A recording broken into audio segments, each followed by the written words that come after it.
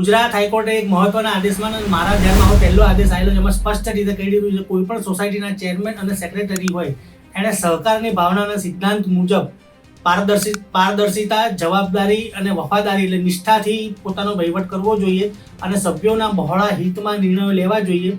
અને આ જ કોઓપરેટિવનો સિદ્ધાંત છે, એના આધારે જ આખી આ કોઓપરેટિવ મુવમેન્ટ જે ચાલુ છે. તો આ આખો મામલો શું છે હું તમને જણાવું. તો મિત્રો, એક કિસ્સો એવો બન્યો હતો કે સાબરકાંઠામાં એક કોઓપરેટિવ સોસાયટી હતી, મંડળી હતી, સામાન્ય મંડળી હતી. નામ હું તમને વિડીયોના છેલ્લા અંતમાં કહું છું કે એના ચેરમેન, સેક્રેટરી અને સોસાયટીના ક્લર્ક દ્વારા 19 લાખ રૂપિયાથી વધુ રકમની ઉચાપત કરવામાં આવી હતી. અને આ બાબતમાં એક બેંક દ્વારા સહકારી બેંક દ્વારા એનું ઓડિટ કરવામાં આવ્યું હતું. ઓડિટમાં ખબર પડી હતી કે ભાઈ 19.63 લાખ જેટલી માતબાર રકમની ઉચાપત કરવામાં આવી હતી અને એ લોકોનો પર્સનલ યુઝમાં ઉપયોગ કરવામાં આવ્યો. એટલે બધું ઓન રેકોર્ડ આવી ગયું હતું.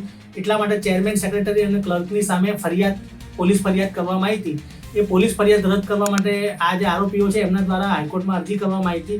ત્યારે હાઈકોર્ટે બહુ જ મહત્વના આદેશો કરેલા છે.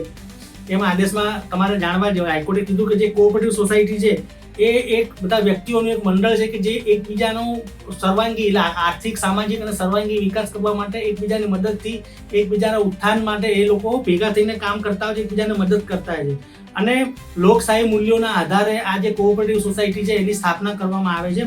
અને એમાં બધા જ મેમ્બરોનો ઇન્ટરેસ્ટ અને કહેવાય ને અને બધા સભ્યોનો ઇન્ટરેસ્ટ અને જનરલ વેલફેરને પણ ધ્યાનમાં રાખવામાં આવે છે. પરંતુ આ ચેરમેન અને સેક્રેટરી દ્વારા છે એ આ સિદ્ધાંતોનું પાલન કરવામાં આવ્યું નથી. અને તેઓ કોઓપરેટિવનો જે સિદ્ધાંત છે કે જવાબદારી, નિષ્ઠા, વફાદારી અને ટ્રાન્સપરન્સી એટલે કે પારદર્શિતા એ રાખવામાં આવી નથી. એટલે પ્રાઇમા ફેસી એવું લાગે છે કે એમણે આ ખોટો ગુનો કરેલો છે, ઉચાપત કરેલી છે. એટલે એમની સામે કોઈ ફરિયાદ રદ કરી શકાય નહીં કે એમને જામીન આપી શકાય નહીં. એમ કરીને એમની ફરિયાદ ફગાવી દીધી. હવે તમને હું કહું, એમની પિટિશન ફગાવી દીધી છે. હવે તમને કહું આ કઈ સોસાયટી હતી. તો આ સોસાયટી હતી ગોરલ ગ્રુપ સેવા સહકારી મંડળી લિમિટેડ, જે સાબરકાંઠા ડિસ્ટ્રિક્ટમાં આવેલી હતી.